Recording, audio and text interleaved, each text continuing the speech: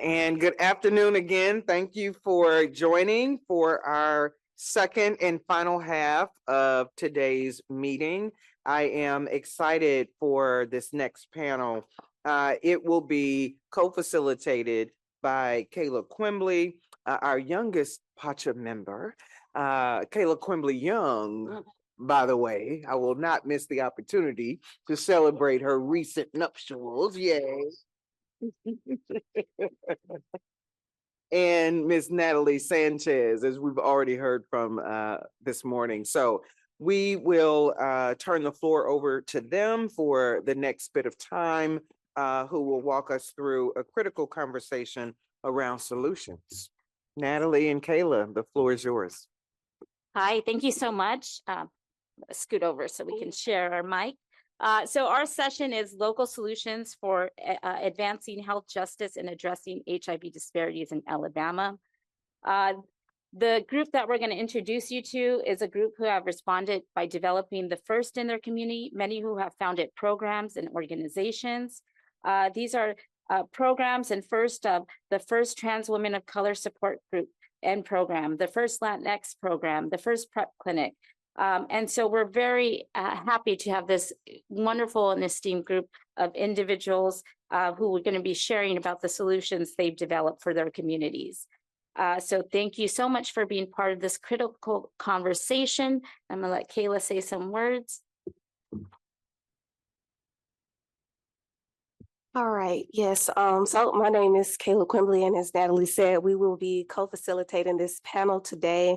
I am going to go ahead and introduce our panelists, and I won't do their bios, but I will allow them to introduce themselves one by one. So first we have Daranisha Duncan Boyd. Hi, everyone.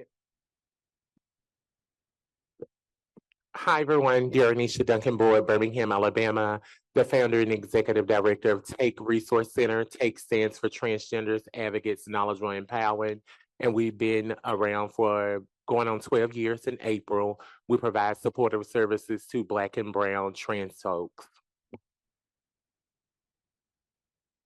Next, we have TC Caldwell. Can y'all hear me? Okay. Hi, I'm TC Caldwell. I use they, them pronouns. I'm the executive director of the Knights and Orchids Society. We actually just celebrated 12 years in October, and I'm grateful to be here. Thank you.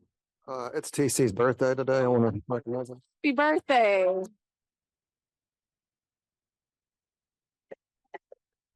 Feliz cumpleaños.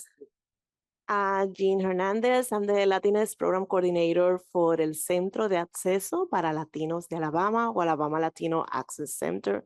Been here since 2011. Yeah. I'm Billy Kirkpatrick. I can appreciate that it's been very meaningful for the PACHA group to be here the past couple of days. On behalf of my colleagues and our clients, I want to say it's been very, very meaningful for you to be here as well. There are many people that in this state that not only work hard, but have devoted their lives to this work. And I just thank you for highlighting that this week. Thank you so much. So again, I'm Billy Kirkpatrick, CEO of Five Horizons Health Services.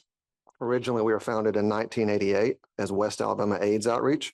We now serve 53 counties across Alabama and Mississippi, including the entirety of the Black Belt and Wiregrass regions of Alabama. And we provide medical care, prevention and outreach, supportive services, research, and advocacy. Thank you. And next we have Ms. Shakita Brooks Jones. Hi, I'm Shakita Jones. I'm the founder and executive director of KRAC, Central Alabama Alliance Resource and Advocacy Center. And I think 12 is the lucky number because we have been around for 12 years as well. And we serve people living with HIV and other health disparities through social services, prevention, and groups. Thank you. And lastly, we have Mr. Derek Steverson. Hi, Derek Steverson. I am the Director of Prevention for Empowered Health Equity Alabama, or EHEAL, and in January, we will be celebrating our inaugural first year.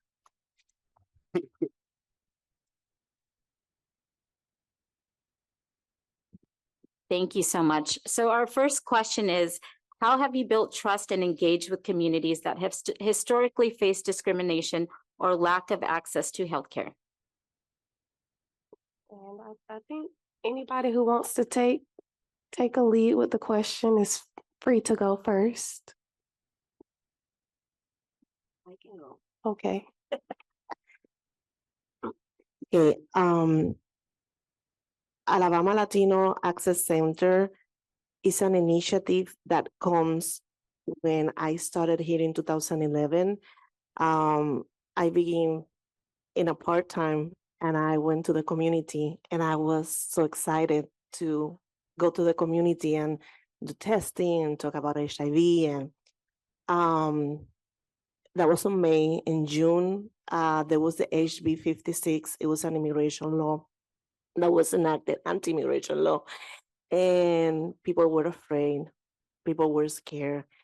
And HIV took the back burn and I began to listen. I began to go to march. I began to go to meetings, listen and learn.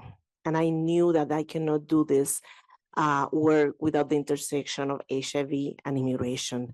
If you don't have the two components, at least for the people that I serve, and I'm honored to serve, you cannot do this work because safety comes first, then their health. And I want to invite you to read. You can go to the Southern Poverty Law Center and read. This is called Shadow Prisons. And this is 300 surveys that they did to 6 immigration detention centers through the South. Okay. And if you see the disparities and you really want to see what is going on and what is going to happen again, that's what I'm highlighting this. At Etowah County Detention Center in Alabama, detainees go months, even years without feeling the sun on their skin because the detention center lacks an outdoor recreation area. Several facilities fail to provide sufficient food and clean clothing to detain immigrants.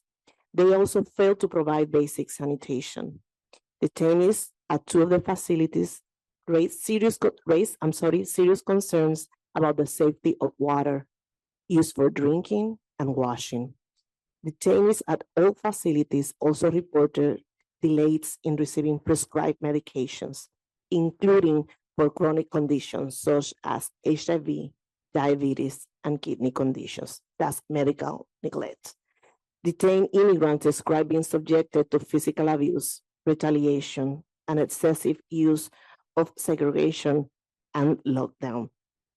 So the South, this is going to happen again.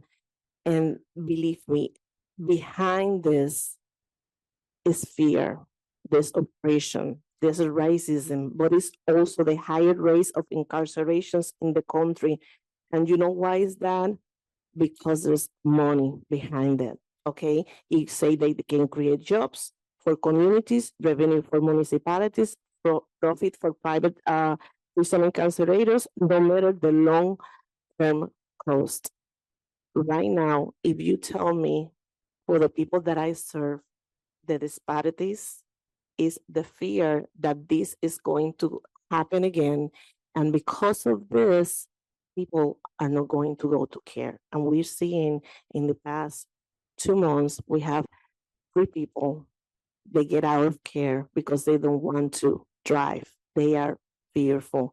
So it's important that we take in consideration that the work that we do here in the Deep South involves not only HIV, but the intersectionality to dispel fear and to provide trust. And I will leave it here so the other ones can talk. Sorry, thank you so much for that. I think you highlighted some very crucial components to what we need within community in order to allow healthcare to be more accessible and to build the trust within those communities. Our next question, which is going to be for each panelist, is what strategies or examples of community-driven solutions have you created to meet the needs of the communities you serve? And we're going to start with Ms. Deranisha. Thanks so much for that question. When you think about the systems that TAKE have put in place, the initiatives are very innovative. And as we continue to do the work, we meet people where they at. And so it's no limit to the work that's getting done there. So being able to show up as an executive director at nightclubs, in the streets, passing out condoms, doing outreach, like my role as the executive director doesn't exempt me from doing the work. So my people know who I am as a Black trans woman first, that I'm connected to each and every one of the community members. And I thought about the word that you said, build trust. I earned trust because I came in this community where I was looked at not as a role model, not as a person that was really supportive to my peers, because of course, going through substance abuse, mental illness, and all those things, but everybody deserves a chance to change, and to be able to show up and to give back to this community has been the most rewarding thing. Like I tell folks over and over, that it never looks like work to me. It brings me joy just to see my community thrive each and every day.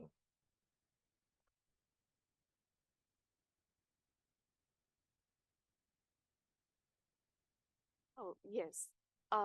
The question is, what strategies or examples of community-driven solutions have you created to meet the needs of the communities you serve? I love the way you said earn trust. It goes without saying that representation matters, but also when you go into some of these institutions and you don't see yourself, you don't feel welcome, you don't feel the accessibility. And accessibility is not just being able to walk through the door. It's being able to connect to the people that you come into for services. It's being able to access the whole building. It's being able to vocalize your needs and show up whole and leave the same way you came in. It's also making sure that people with lived experiences have places to express these things. Lived experience has put me in the position that I'm in. I was a couch surfing kid, hustling on the streets, doing sex work and all these things, and being able to sit across the table from someone and being like, baby, I was there too, but let me show you another way too. But also, how can I support you? Because sex work is work. But having real conversations with our community and asking them what it is that they need and not telling them what they need. And being able to show up and support our people, like the clubs, going in testing, providing incentives, because, years ago, one of my employees is sitting back there, years ago, we were 8 to a 2-bedroom apartment with no furniture, depending on who had the good credit for that month, where we would stay. So being able to provide incentives to a house full of people, that's groceries, that's gas, that's, income you can count on in the community, but also you didn't have to work or bleed for it. So being able to create these real connections and like Darrenisha said, earning the trust versus building it.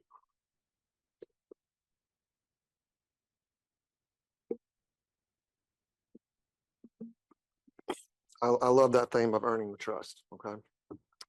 So part of our role as leaders is consistency, right?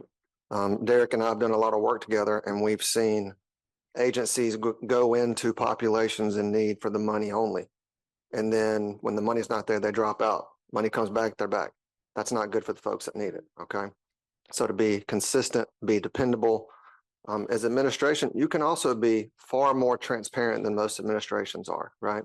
If you're doing things the right way and for the right reasons, you have nothing you can't explain anyway, right? So opening those avenues to really be transparent for those you serve.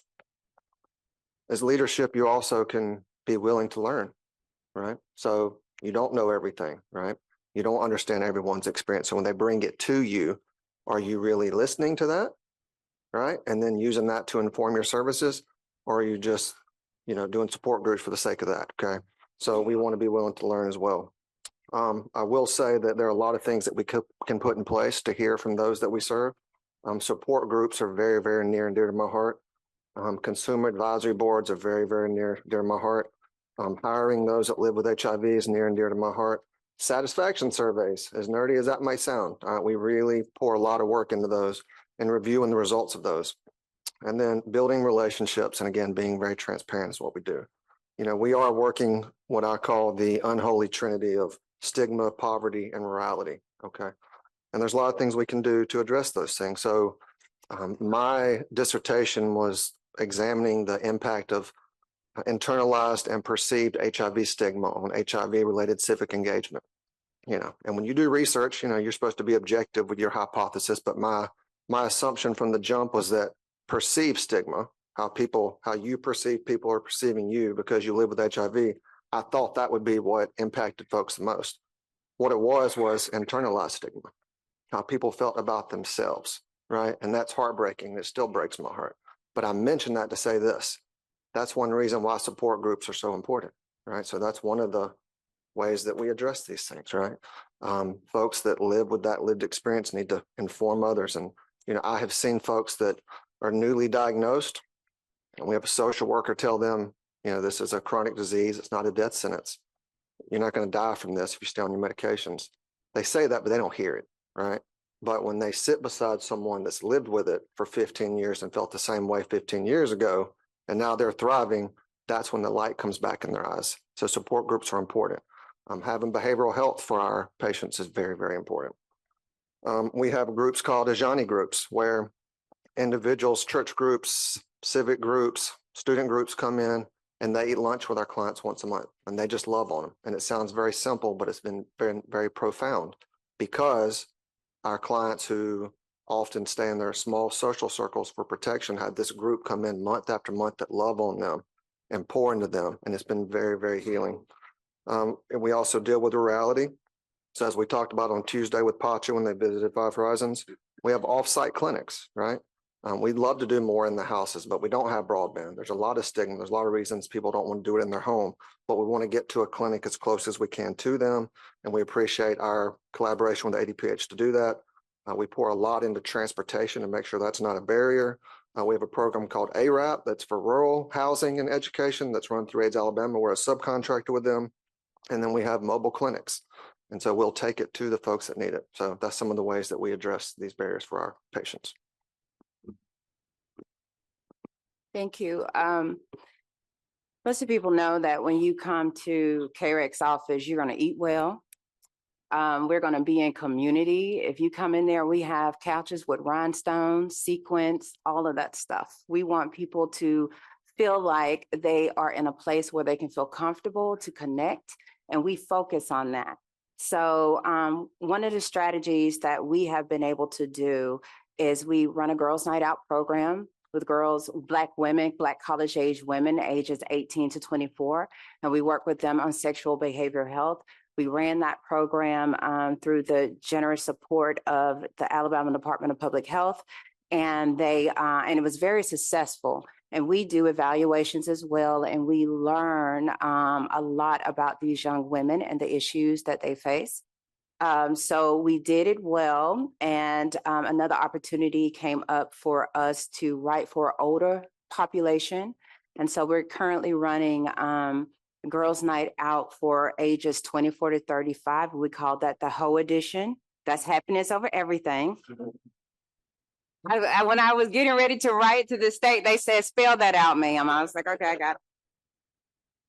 But we just started running that one, and it's early, and I'm already calling them the Clutch My Pearls group, because we're learning some very interesting things about Black women and empowerment and sex.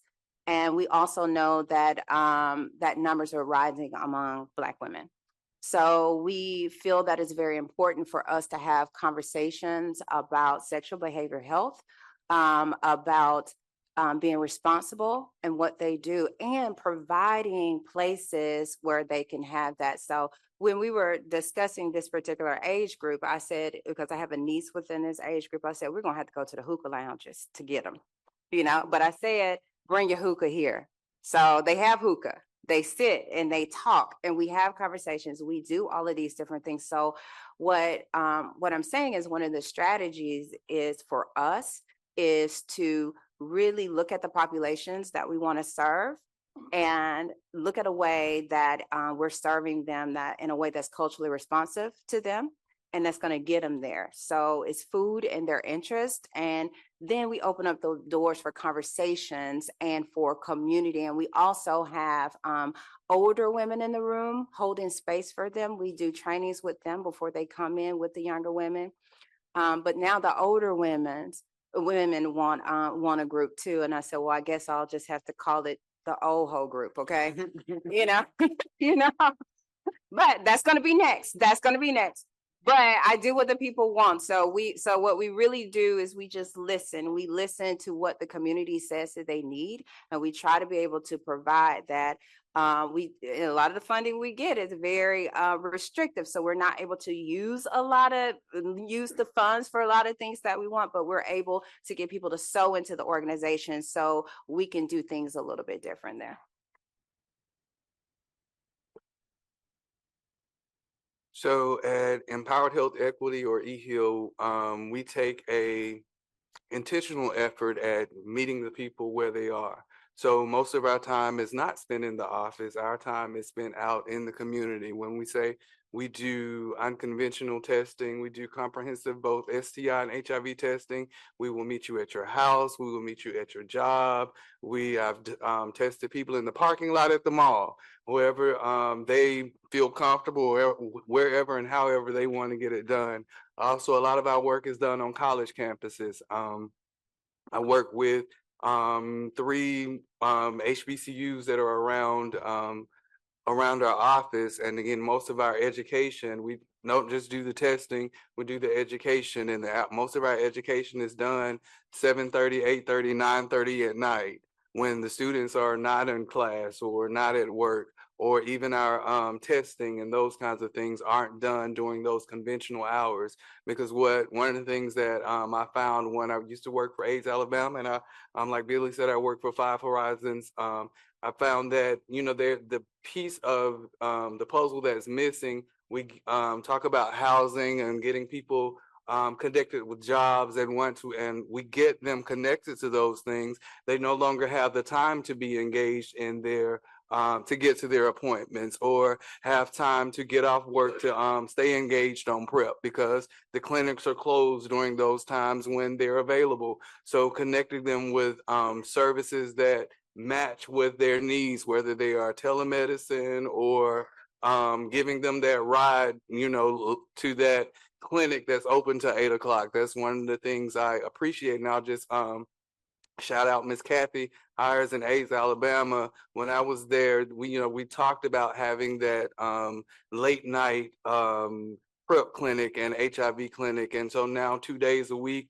they have that PrEP clinic, HIV clinic that's open to 8 o'clock at night. So, we know that we can connect them to that service. And then there's other things like Q Care that gives those unconventional things. And a lot of people don't know that those services and those things are available. So being a bridge to them to get them to know that those services are there, and making healthcare a priority for them and to them, and dealing with the whole person. So not just focusing on the HIV and the STI, but partnering with other community clinics and things, where I'd say all the time, from just one finger stick, we can do an HIV test, a syphilis test, a glucose test, all those things. And, so that's giving them more of holistic healthcare.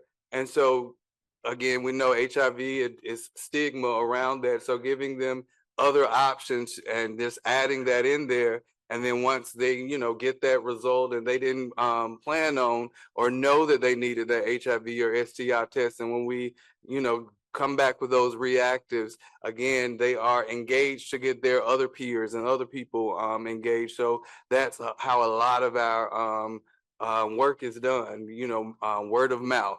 I will go, one example is I'll say it, I'll go to the trap house in a minute, and I've had bags of weed bigger than my head pass by, but that's not why I'm there. I'm there to actually do that testing. And from there, if one person tests reactive for chlamydia, gonorrhea, they're going to, tell their friends or whoever that they need to get that done too. So now I can pull up on the outside of the apartment complex, and they just come to the car and grab stuff and go back in the apartment, do what they're going to do, bring it back to me. And I've tested 15 people, and that's not what I planned on doing. I only went to do 2. So just meeting the people where they are, and, taking that and actually giving them the education and their own numbers. If I test on a college campus, and if I test 100 people, I'm going to tell them how it's crazy. If I test 100 people and 35 of them have an STI and 2 of them have HIV, I'm going to give the campus and the students those numbers. And they're, for real, is that many people? So that's going to engage them around, other people getting tested because they know that it's, prevalent there. So giving them their education and their information that's relevant to them. So that's some of the things that we do try to do intentionally at eHeal to get people engaged in HIV care and prevention. So our approach, we are not a clinic. We are a supportive program for Latinx living with HIV. We started navigating the system. Acculturation is something very stressful for somebody that doesn't know the system here. It's very difficult for them to learn how it's worked. The majority of the clients, participants at the beginning, they think they need to pay, right? So language barriers are the first priority. And I think the majority, if I can put it in a percent so you can understand, it's like 70% of what we do is that, okay? So we provide interpretation. When I came here, I did the certification. Lauren, that it was back in the panel, it was my boss too, and Dafina. And I say, I'm interpreting. Well, maybe you have to be certified an interpreter. I didn't came here to do that, but I guess I'm gonna do it. And I did it, and I still interpret legal and some medical, but acculturation is very stressful. So we realized, like Billy said, support groups are very important. When you have somebody that is going for and understand what you're going through. So we start the first support group for Latinos or Latinx living with HIV, their loved ones, their family in 2013, and nonstop. Even with COVID, we did it in WhatsApp, and we have our group in WhatsApp. And then we do education, we do dinners, we do retreats. We went like maybe a month ago, we went to the zoo, to the Birmingham Zoo, and we invite a psychologist, a Mexican psychologist. It was wonderful how you get depressed during the holidays. And we were like, oh my God, yes. And because we are not from here, we have not our families here. And then partners and kids, they went for an activity, and then we do a circle. In that circle, we do storytelling, and we do that at least 2 times a year. In 2019, we realized that we have a program for LGBTQ Latinx. There was not a space. And believe me, all this funding is outside of Alabama. I have to tell you. So thank you for the funders and the people that believe in us that are outside. And I hope that if anybody are there, they know that we need more funding to do all those things that our colleagues are saying here. And we do the same. We do support, we do retreat, we do pride events. We are the only LGBTQ Latinx group in Pride Parade, and it's been amazing. We do our queens, and it's been a chance of a lifetime to provide a space and a visibility for a group that is being invisible, still being invisible in Alabama, and they want to keep being invisible, but we are not going to do that way. So we're going to go crazier and better every Pride, and we do our first event with Latinx performers and drag queens for the first time.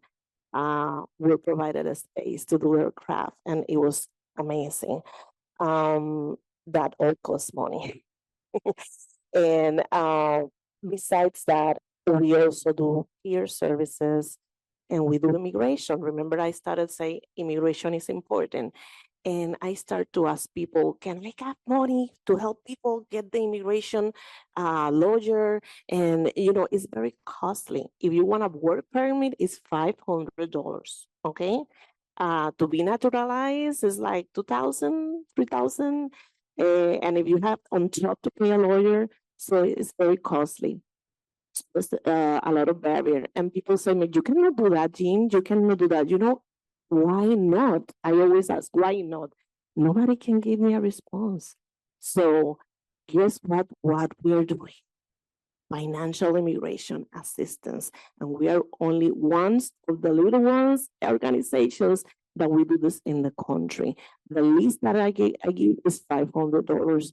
And thanks to that, people get access to lawyers, have the work permit, and can do the forms. We do a check, or we have to go to money order, whatever they need, and they can do it once a year. So we have a lot of success stories of people can stay here, families have stayed here because of that. We do medical bill assistance because the majority of our people are uninsured.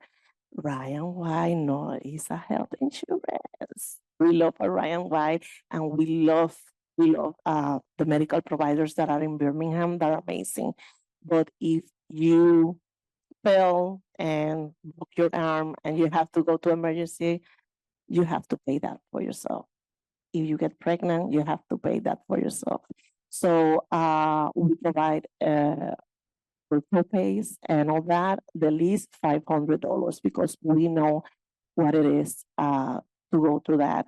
We do eyeglasses, and we're going to start with food assistance, and we do emergency assistance through not a check, because you understand why.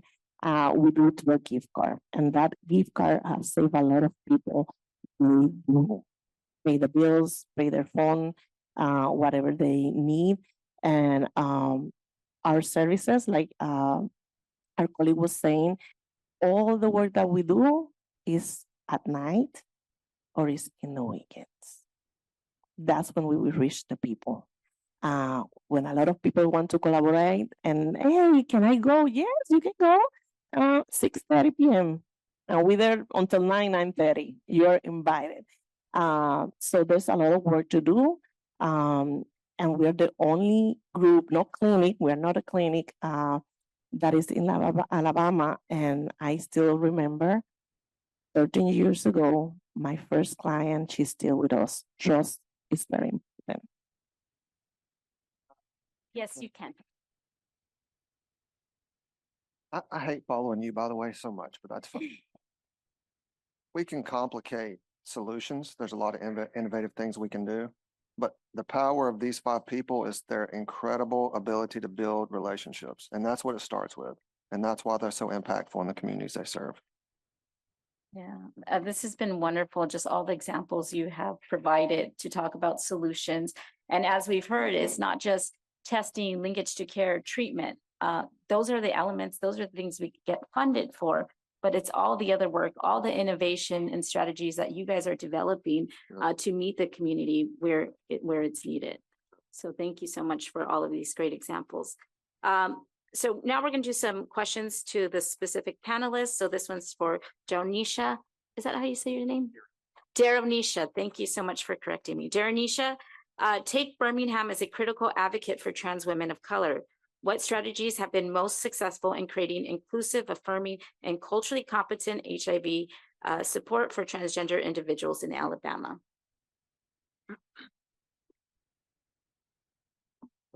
I think the strategy that Take used is simple. I remember the time where I was trying to navigate being, homeless at the time, and I wasn't able to get any support or assistance because I wasn't positive. And this very person was the one that tested me, and I was telling her what I had going on and all this other stuff. And she said, Daronisha, we don't have case management for that. And at that moment, I left the organization, and I felt like it was some type of disconnect within community. That is this the message that we want to send to our people? And that's where Take came about.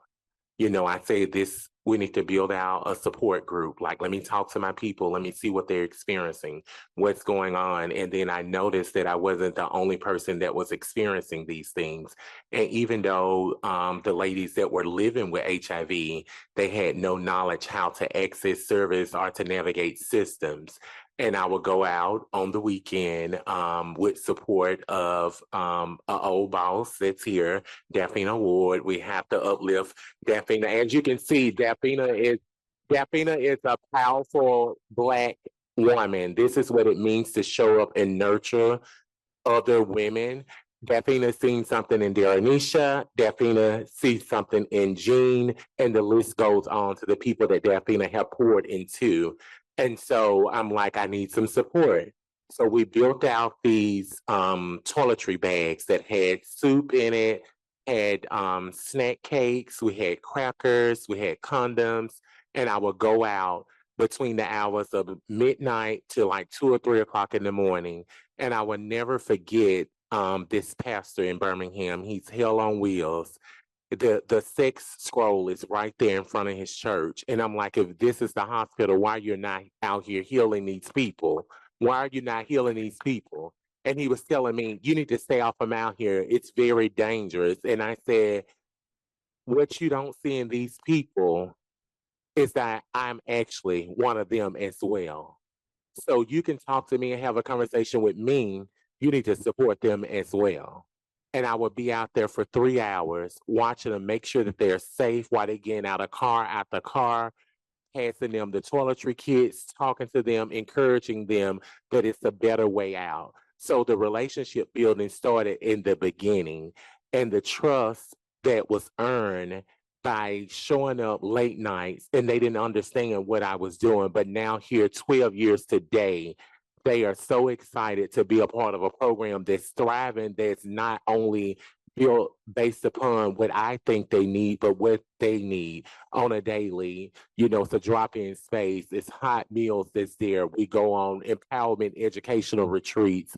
We do crisis assistant funds where anything is a crisis. Showing up in the world being Black is a crisis. So how do we acknowledge our people and meet their needs? And so being innovative is what have caused Take to be so successful this day. And people always ask, and they label me as a gatekeeper and all this other stuff or whatever, but you cannot label a person that look like this community as a gatekeeper. The people come to the people where they feel safe, they feel like they trust, and they know that the work is getting done.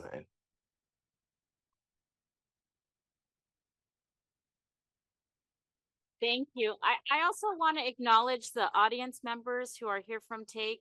Just if you can stand up, and we want to recognize you for coming. Thank you so much for being here. Yeah. And also, since we're acknowledging, let's remember community is very imperative to be in spaces. So anytime that you see Anisha traveling the world, you're going to see community. You're going to see a face with the name, and you're going to be able to talk to some folks that have experienced some things in life. Because that's what it's about. Because that's what's wrong, that we don't get a chance to love on our neighbor. We don't get a chance to have these conversations. And do you know how many times I go to places and I talk to folks and they always say, oh, I never met a trans person before. Oh, I didn't, trans is not what you think. Like, stop putting a scope and an idea when it comes to a trans person. You never know. Your neighbor could be trans. Your pastor could be trans. The list goes on. Your doctor could be trans. Like, start conversations with people, and that'll help us get to the next level. And most of all, continue to fight for people that are voiceless.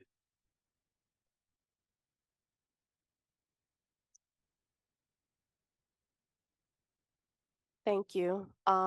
Next, PC. The Knights and Orchid Society focuses on servicing Black LGBTQ plus individuals.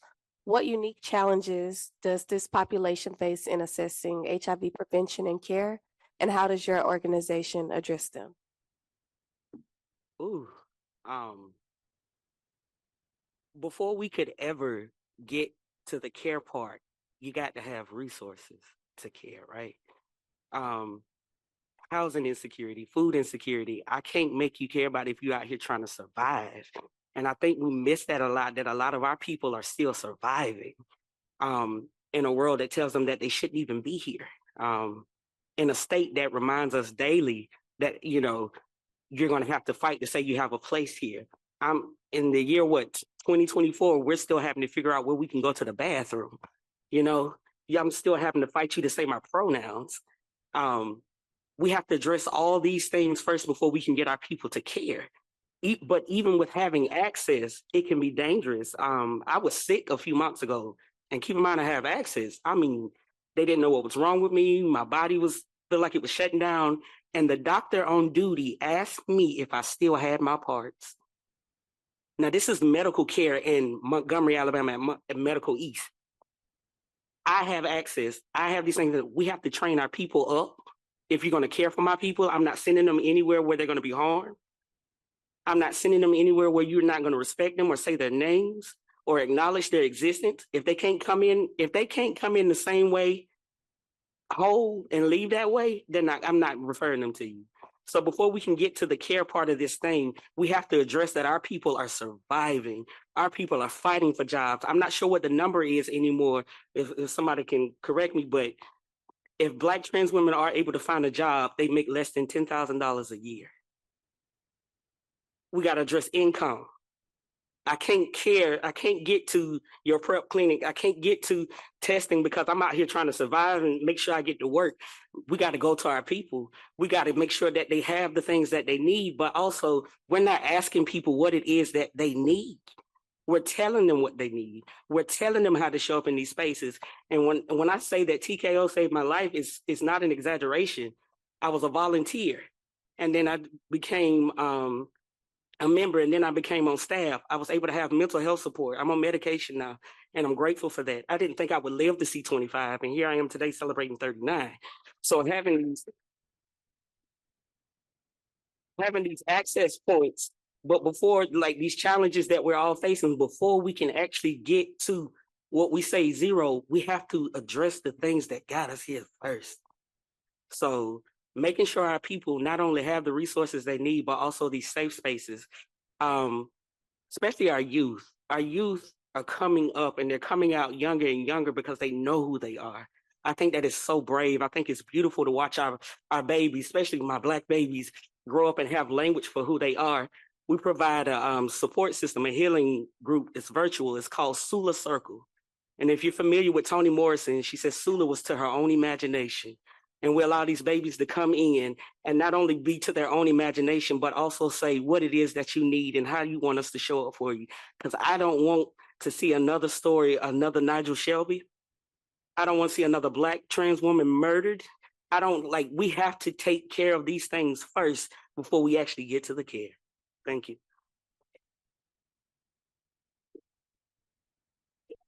Thank you, TC. Our next question is for Jean.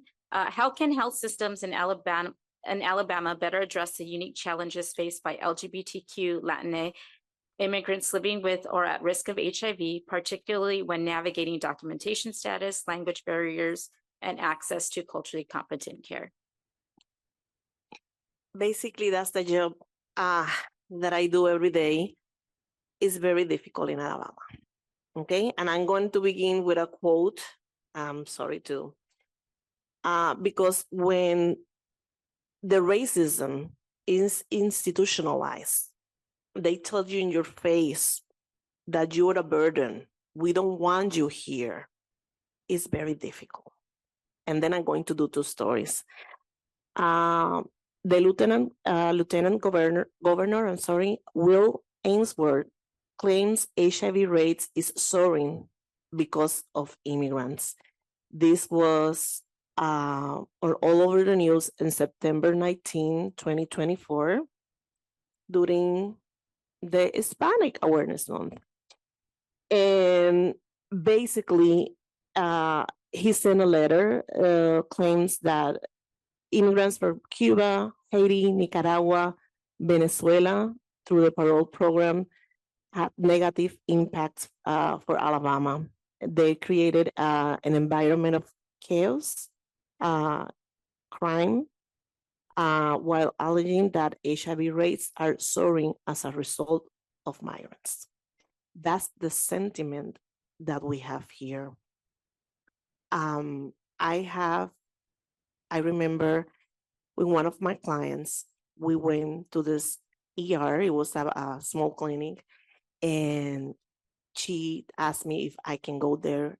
And I said, of course, I will be there. We met, get all the information. She was very sick. And we went back. They called us, and I said, I'm going to interpret for her. And she's like, I don't want to talk to you. Well, she's low processing English, so I want to help her. Okay, ask her this question. How many years have you been living here? What that have to do with anything? I asked her, and the client responds, 6 years, 6 years. And in 6 years, you have not learned English, really? That's our welcoming.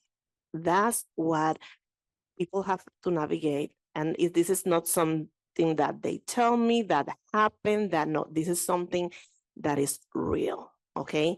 And it's important that we advocate. And of course, I went to speak with the director of that clinic, right? Because this is what we need to do.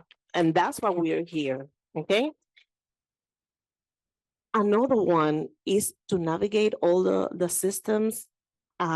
This is maybe going to go a little bit funny. Let's try to light this up a little bit. But it's real. So sometimes when you don't have transportation, or you get in the van, or you get an Uber, and now with the technology, good for Uber, if you know the technology, right? So sometimes we think that people know how to navigate all the systems. That's privilege. And I remember one of our clients, it was like almost 3 o'clock. I was in the office, and Jane, yes, the Uber is not coming. Yeah, it's coming. No, it's not coming. I don't know. Okay, send me the screenshot. You have to put a Y. Oh, okay. So he put a Y. He doesn't know English. It's in English, right? And okay, it's coming. Well, after maybe 30, 40 minutes, he left me in the wrong clinic. He will not leave you in the wrong. Okay, they coordinate that. You have to be in the right clinic. They told me it's not here. Okay, where you are? Oh, get a picture of a street. Okay, and then I'm going. Okay, okay. Really, that was not. No, that was not the. No worries. I called the social worker. Thank God, she was there. No, this is not that one. It's the hospital. It was the bad one. He was right, and I'm like, oh my God. So he doesn't know where he is. So I left him here, and I said, okay, you know your appointment, where to go? No. So we have to sit down and open the appointment, and then it says open, and then it will tell you where. So to tell you this, something as simple as an Uber, it can cause somebody to feel out of care or miss their appointments because the acculturation, meanwhile they learn how to navigate the system, is important. And at the end, one final, I promise. It was a transgender woman, and she had her first mammography, and it was she was very nervous, and she didn't found the place. She was going out. I was in the office. I said, wait for me, stay where you are. We went together. We went to the parking. We went to everything. And there was a lot of forms that she didn't understand. We filmed. Then the nurse come when you going to do a mammogram. You cannot go with your companion. Your companion have to stay there. And she looks at me. I'm like, I said, can you please explain? Is the first mammogram that she's gonna do? And I interpret everything. And I say, don't worry, I'm gonna stay here if you need. And that's how you build trust. And that's how you go one by one for people that are not used to a system, and you break that barriers, you build that trust. one at a time. But I'm very discouraged by the sentiment, the anti-immigrant sentiment and the anti-HIV that people are saying about people living with HIV in general. We are not a burden.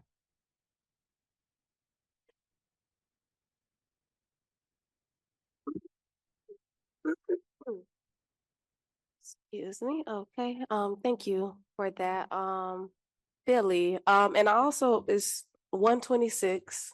So just in consideration of time, if we could try to keep the questions down to like 3 minutes, or that would be nice. What role does data and research play in shaping your organization's HIV prevention and treatment strategies? Can you share a success story driven by your evidence-based approach?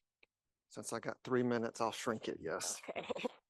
It's not an afterthought for us, right? When I talk about our 5 pillars of care and research is one of them, it's because it's important for us, right? It helps us to empirically assess what we do. As I said to PACHA on Tuesday, the knock on nonprofits is that I can sit here and give you anecdotes, right, and touch your heartstrings, but it doesn't mean what we do is impactful. Or if it is beneficial, it doesn't mean we're maximizing that benefit, okay? So when I was asked to choose one of our research projects that's been the most meaningful, I decided to choose one that involves this guy right here, okay? Because he has done phenomenal work in West Alabama, and he and I share the same heart for HBCUs. And we've done a lot of work at Stillman College, which is an HBCU in Tuscaloosa. Who said that? Okay, there we go. Stillman College is near and dear to our heart. And what you need to know is about half the students are uninsured and there's no on-campus healthcare, okay? And the reason that I made that comment about relationships is because that is where the power is. And so if you have somebody like Derek that builds relationships, it doesn't start with, getting into talks about HIV. Talks about relationships, right? And this guy would do STI testing, but you know what he's doing? He's like the ad hoc counselor at Stillman College sometimes, right? He's talking about relationship issues, he's talking about everything else, okay? And I'm really going to shrink this, right? So I'm not going to go through my notes. I'll just tell you this. One, I want to give a shout out to UAB, specifically Center for AIDS Research. I'm not saying that because Ellen's in the room, right? But I spend a lot of time with my nonprofit colleagues who don't want to work with academic institutions because of the indirect rate they take out, because they're not really concerned with adhering to your program and your protocol. It's more about their research interest. CFAR has been the exact opposite, been the best partner. So for anyone in the room that's looking to link with an institution of academia, please choose UAB CFAR, all right? So I will end with this. Derek, in his first month, we were on campus at Stillman College. Eventually, we bought a barbershop across the street. It was lime green. It's no longer lime green. We do great work out of there. But he was on campus in an office at Stillman. In his very first month there, he tested 45 students. 9 of them were positive for STIs. He got 8 of them through care and 4 of those on PrEP. That's awesome. And that's the kind of stuff we're assessing in research. So in light of that, we did a year-long project looking at best practices with UAB CFAR, and now we know how to do it even better. So thank you to UAB CFAR. Thank you to Derek, and thanks for letting me be on this panel. Thank you. That was an incredible success story. Yep. This question is for Shakita. How does the Center for Alabama Alliance Resource and Advocacy Center incorporate social determinants of health, such as housing and employment, into its HIV care and prevention efforts? Well, first, what we look at as when people come in and we administer our programs, that we really know that they don't understand what social determinants of health are, right? So we really work on just educating them. And I'm an academic, so and I do social work, and policy is my thing. So what I try to help people to understand is policy implications for their current situations and how we could best address those. So with my Girls Night Out program, I buy the book Hood Feminism for Everyone. And we talk about the difference between white feminism and Black feminism because our issues are very different. And as we talk about those things, I help them to link their own personal situations, their current ideas and their current family and resources. And then you can start talking about the social determinants of health. But I know we don't have but a few minutes, but I would encourage y'all. I did a TED Talk at Morehouse earlier this year about the polygram of framework that I created to help people to connect systemic issues with their personal lives. And so I also instruct them on that as well, and encourage them to understand the system and their families, because a lot of times people don't understand who they are, especially Black families, because we don't know who our people are. And so it's about educating them and encouraging them to at least learn about grandmama, learn about mama, learn about all of these and how the system has impacted and limited them and oppressed them in a lot of ways. And then we just start talking about everything else. Thank you. Excuse me. Derek, what are some innovative approaches you've implemented to reach young people, especially in rural areas? Before I start, thank you, Billy, and thank you for allowing me the freedom while working for the agency to work and do that with the students at Stillman. And again, from that relationship that I built with them, they actually invited me to work part-time. They think I work there full-time, but work part-time in resident life to help them again build out and continue some of the work. Working with EHIL, I now get to work with Miles and Talladega and Lawson State Community College. And what we do there is I don't just do the STI and HIV education. Like you said, I do emotional intelligence education. I do healthy relationships, and wrap that all around how that affects your sexual health and why it's important to get tested and take a hold of your HIV prevention, STI prevention, and because I'm not just dealing with the what, but dealing with the why as well. That's something that we don't do a lot of, dealing with the why. And those, as we know, when we are teenagers in our early 20s, those relationships that it takes a hold of a lot of what we have going on, and then having the conversations with the students, understanding what they really have going on. Like, they have a whole lot going on. They even have parents that are encouraging them not to get tested, encouraging them not to get pap smears or any of those other kinds of things. Like, you'd say, what? They told you not to do? I'm sorry, don't do that. But so just having that holistic conversation and building that relationship, going to their basketball games, going to their volleyball games, helping them plan their Greek weeks and their non-Greek weeks, and being a part of all of that and getting engrossed on campus, and they all think I'm a employee of the school. So again, not earning that relationship like Daranisha, or earning that trust like Daranisha said, that adds to, the effectiveness of what we're doing. So it may, it's not innovative, but it's innovative, because what I found, a lot of them just don't feel they have the space to be listened to. Nobody listens to them, or they're not heard. As we say in this, we give the people what we want them to have. But again, we don't give them what they need. We think that we know what they need, and that's not really what they need. So in a nutshell, just listening and being intentional about giving them what they need in the way that they can receive it, not in the way that we think they need to get it. Thank you so much to our panelists. I'm going to look to see if we have time for maybe one or two questions from the audience. How are we on time? Yeah. We have until 2:00 to, if you want to open it up to the full PACHA and federal partners for Q&A, unless you have specific questions for the panelists, but we have time. Okay. Yeah, we have about 25 minutes. Okay, we're good. We're going to open up to questions. We had a whole list of questions, but I think our timing I think we started a little bit late, but let's go to DeAndre. I just want to say kudos to the panelists on behalf of PACHA. You guys talked some really innovative strategies and innovative ways to connect with the community, especially you, Ms. Jones. I'm really appreciative of that. What caught my attention when I was getting coffee was you mentioned the hookah situation and like being able to bring people in and meeting them where they are. I think that's really dope. I think that's really amazing. And so to all of you all, thank you. And what's your name again, Miss Sorry. Darrenisha. Darrenisha, I want to say thank you too for giving Defina your flowers. And as a member of PACHA, I don't think we give you that enough to see the impact that you have on communities all over the South and within PACHA too. You are so amazing. And I'm so thankful for you. So thank you for all that you do.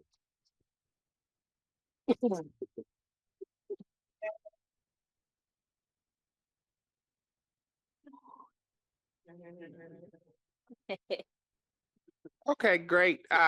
Thank you all. Thank you, panelists. So I want to leverage some of my trans tokenism right now.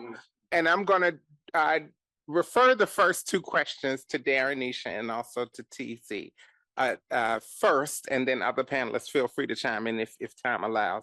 So Darrenisha, we're in a state and a region of the country living amongst people who seek to erase our very existence. So how does TAKE find housing solutions for trans people? Because I want to make sure folks hear this, because some of us work in dire places as well, especially Black trans women who continually lied about in mainstream media and in national, state, and local policy. And who are your allies? And how can PACHA, those of us who sit around this table, how can we support you? And also your work at TKLTC. Of course, housing solutions are still challenging. We work closely with One Roof. We're a hub through One Roof, so we do the intake through HMIS system and make sure that all community members that come through are documented there, but those that are chronically homeless are in the system, and then they are queued out for a coordinated assessment. And if they are approved based upon HUD's definition of being chronically homeless, then they move into one of the programs, whether rapid rehousing or either permanent supportive housing. But in the meantime, TAKE has most of all our funding is general operating money. And I had a funder to bless me in maybe it was 2022 or 2021, I can't remember, but it was a really nice blessing that I had prayed for a long time. And they contacted me and say, hey, I'm a financial advisor up in Huntsville, and I got somebody that wants to give you a small donation. And so the donation came in, it was $500,000, and told me to do whatever I seen fit for the organization. And that when we continue to build out the glorious Safe Haven housing program, which is temporary crisis housing. And how we get around the system is that, of course, they can't stay there past 90 days, but we continue to do updates in the system, like we discharge them and then we bring them back in and keep working with the system until they reach that status of being chronically homeless to be placed on one of the housing vouchers program or whatever. But it's a difficult situation because I don't know how many people have ever ran like temporary housing, crisis housing. Like, you open the doors for every and anybody that meets the criteria of being homeless, that doesn't want to sleep on the street, what HUD say that is the definition, don't want to be in a house where there's no running water, no roof, no windows, and all those things. And we had to be able to get more money to staff the facility because we thought like, hey, they're adults, so let's put the rules in place. And we put the rules in place, and the rules was being violated not every day, but every second. And it became an unsafe situation. The girls were girling.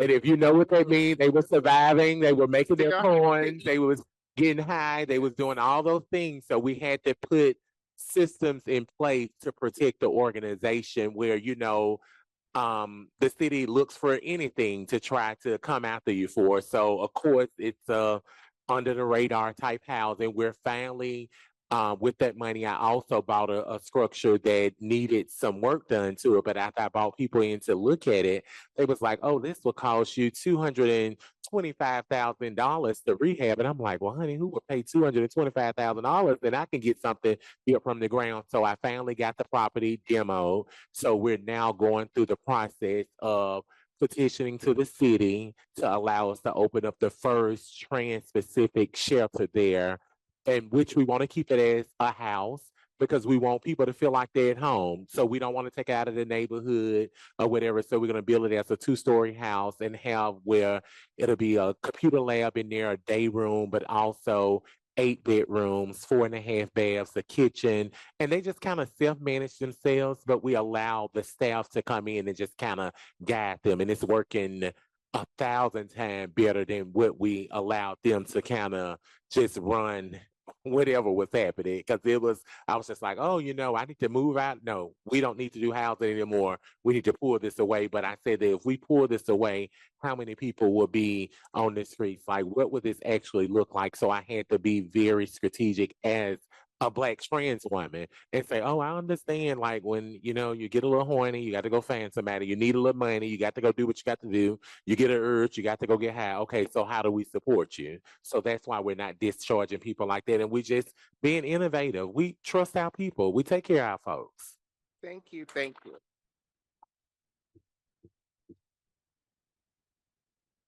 Thank you. And this question is for TC, but anybody else can chime in. And this question comes, I kind of paraphrase it, but it comes from Dr. Daniel Driffin, who's actually viewing on the live stream.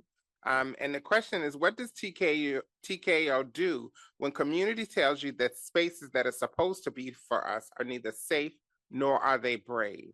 And what tools do you all have you implemented to change that in Selma and then across Alabama?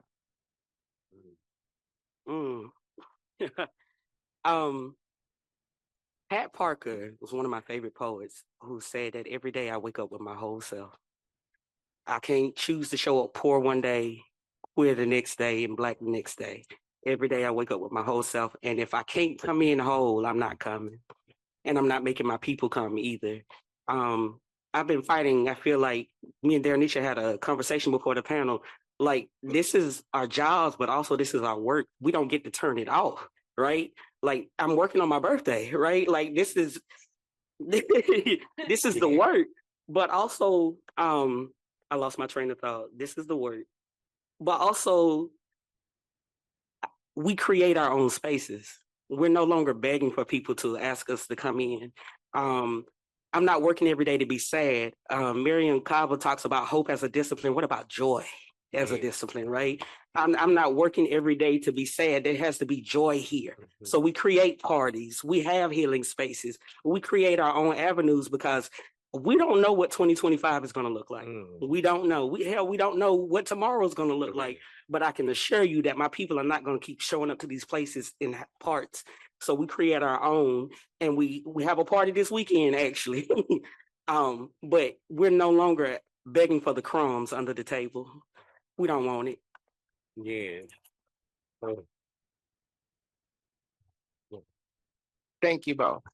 Yeah. I want to just add to that, just hearing what TC say, a lot of funders doesn't understand what it means to experience joy. And I remember the first time I was working on an RFP that I spelled out, what joy means to my community. And the funder was just simply like, I'm not understanding, like, why do you want to do this? And I said, so you telling me as a Black trans woman that we don't deserve to experience joy? Let's make some sense out of this. But you get to go out and be on your yacht and have a good time and turn up. So, like, why we can't have it? And he was like, oh, I never thought about that. Yeah, that can be creative within programs. Okay, let us give you $50,000 to do what you need to do. So these are the type of conversations that we have to continue to push, because even when people don't think that we're doing the work, everything that's happening is the work.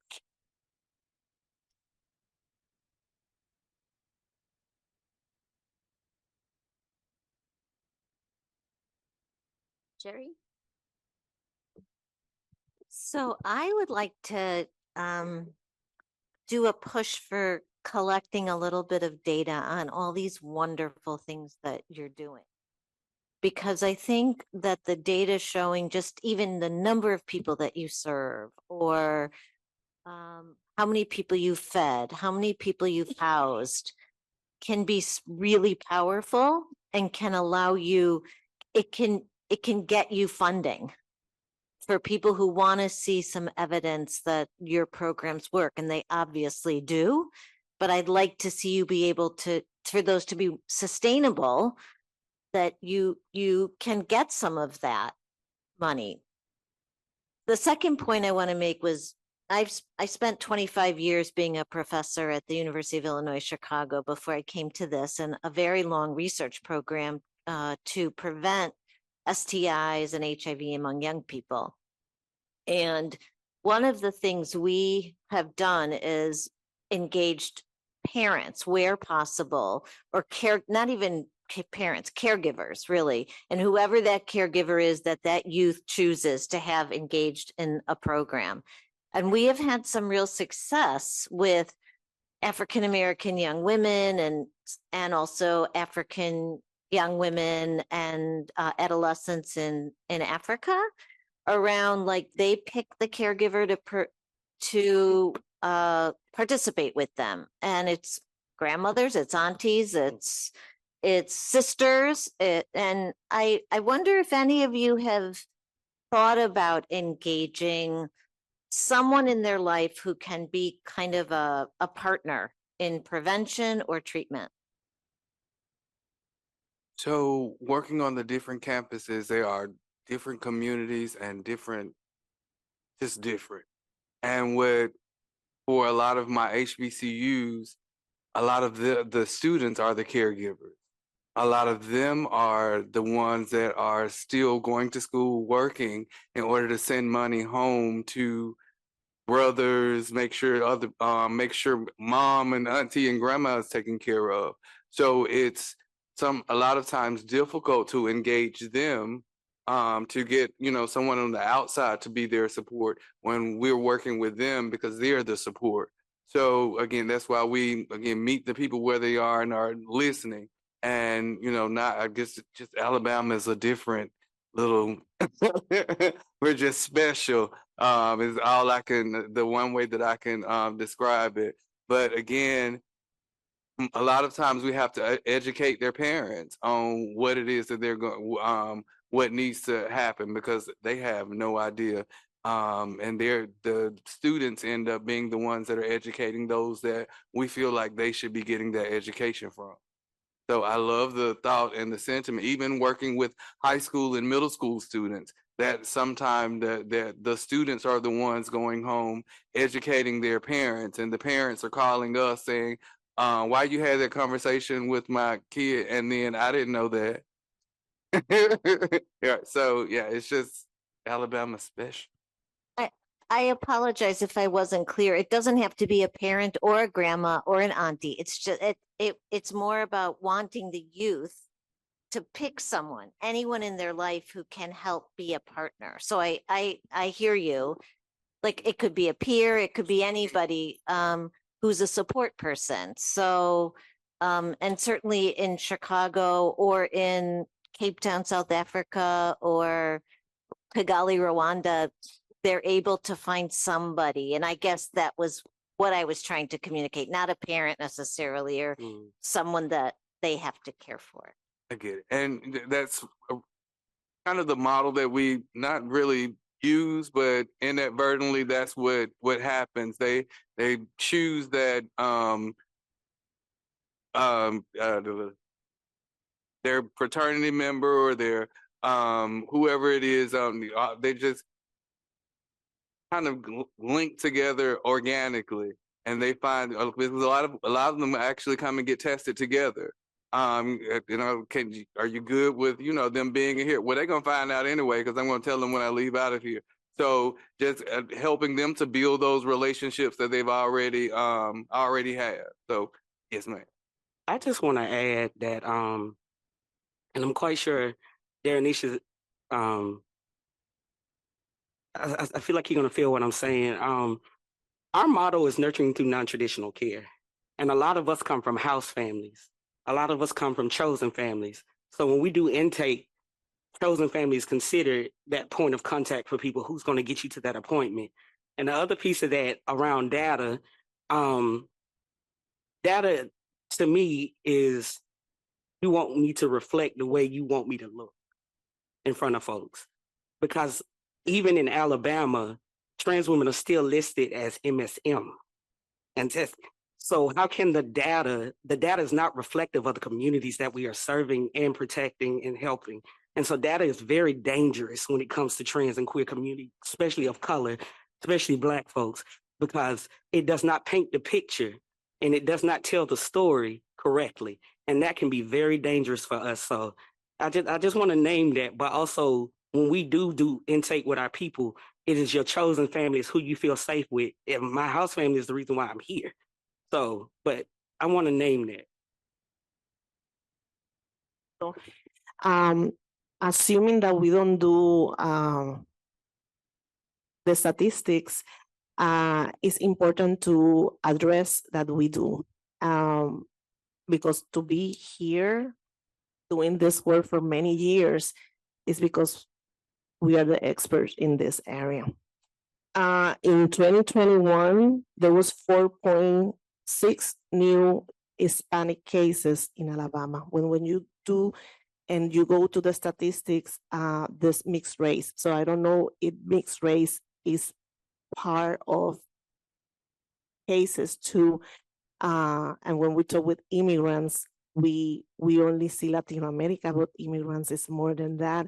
So I go to immigrants, not only in Latino America. In 2022, there was 6.9 new, the new diagnosed. Then in 2023, 9.6. Then in 2024, 10.7. So it's increasing, at least with the data that we have here in Alabama.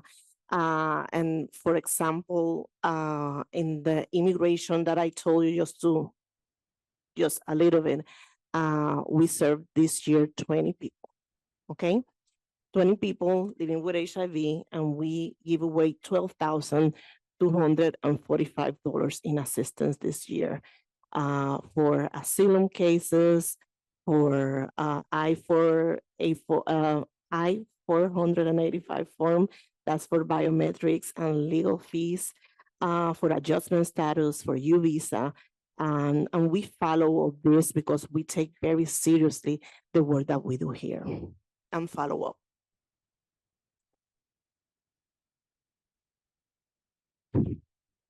I have to say, when I hear the word data, I instantly become triggered. This comes from a relationship that I had with a funder asking me to explain success. And I had to break down to the funder. Success is not measured by someone completing a program. Success is measured by that person being able to wake up to see another day. Do you know the life expectancy of a Black trans woman? And then the funder instantly, wheels went to turning and say, oh, I never thought about that. This is a question that we have always asked as a part of our reporting. So when we talk about data, we have to understand that it makes the relationships seem more transactional. We're here to meet people where they at, not count how many people that we're serving. Along the line, if we do count that, that's good. But those funders, I'm not trying to be in relationship with someone that's interested in the people that we're reaching versus the people that we're serving. Those are two different things. All right, next we have Marvel, and then we're going to end with Marlene.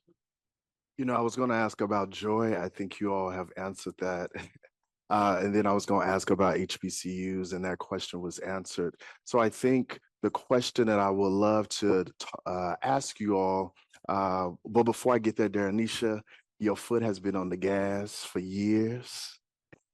I've had an opportunity to visit your place, and thank you for what you do.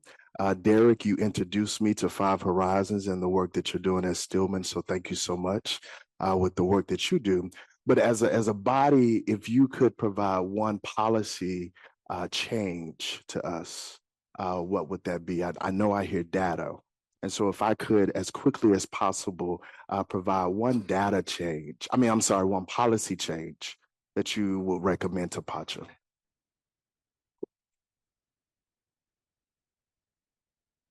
I would think that it'll be the definition of how HUD defines homelessness.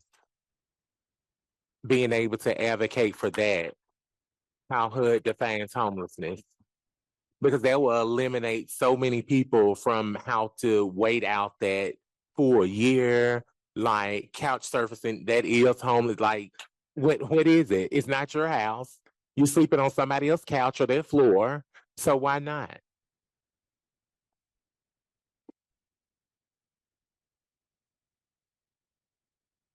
Since you're asking and since you're on PACHA, I assume that if I tell you, you guys are going to get it done. So Medicaid expansion in Alabama, be great. But with our current funding streams, it's very, very hard to serve undocumented folks. And that would be my policy recommendation, is to expand Ryan White. I know what I'm saying, okay? You just asked me what my heart is. That's what my heart is, right? Being able to use federal funds to serve undocumented folks the way we do with folks that are documented.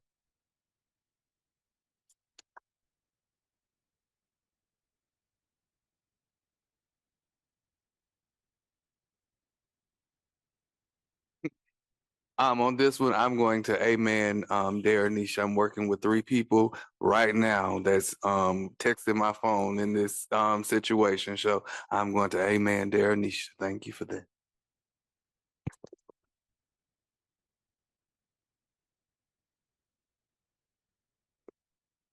I am really full and emotional right now, so I really thank you for coming to share your reality. And for me personally, what speaks to me as a person 32 years clean and sober from drugs and alcohol, two-time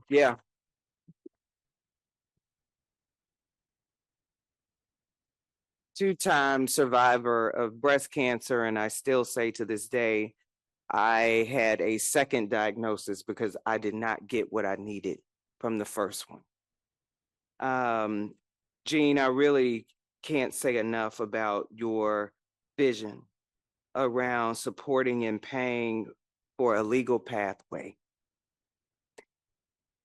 For many folks, that's all they're seeking. That's all they're asking. And to be very practical, very simple, very pragmatic. Let me give you the money you need in order to get what you're looking for. Part of what I hope we all take away from this conversation, from Darren, Nisha, TC, Billy, all of you, what you shared with us is why you do it the way you do. And that gets missed so often. And what I try to take in this seat to our federal partners and colleagues about why we do it the way we do it matters. Do we want to be, I've been saying it for weeks, do we want to be right or do we want to be effective? Part of being effective is doing things that may not fit a model, fit a mold. It doesn't look like anything you've seen before. As a matter of fact, I won't say which funder, but I've spent the last couple of months talking about why I'm proposing to reach women the way I'm proposing. At the end of the day, it won't fit what you think it ought to be. I work for a public health department. The last thing I know that will need to happen is to go through my regular traditional channel of government bureaucracy. Do I want to be right or do I want to be effective? So I really appreciate all of you and what you shared and how you brought it with the why, because I do think that's the next iteration of our work, is being able to beat it into the grounds of those who have to help us. The people that don't get it, we have to lean on them to help us navigate. They got to get it.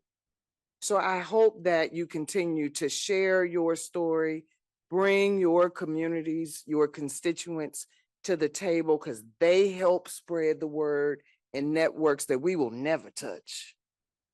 So thank you to everybody. And I just wanted to say you impacted me, and as co-chair of PACHA, I definitely will make sure that's a part of my work as long as I sit in this seat, is sharing what you just shared, why you do what you do, the way you do it. Thank you.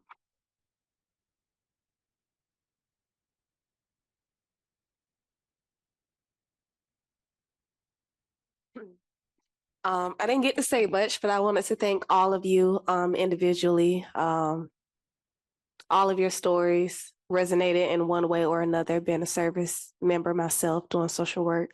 And just thank you, and continue to be great, continue to do the work that you do. And thank you for taking the time out of your busy schedules to service all the people that you do, playing superhero every day, to come and be with us today and share your stories. Thank you.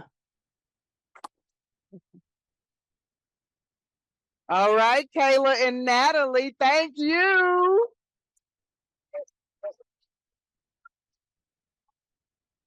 Whew, we need to stand and stretch. So we've got about 10 minutes, and we will go to another favorite part of our agenda today. Thank you. 10 minutes.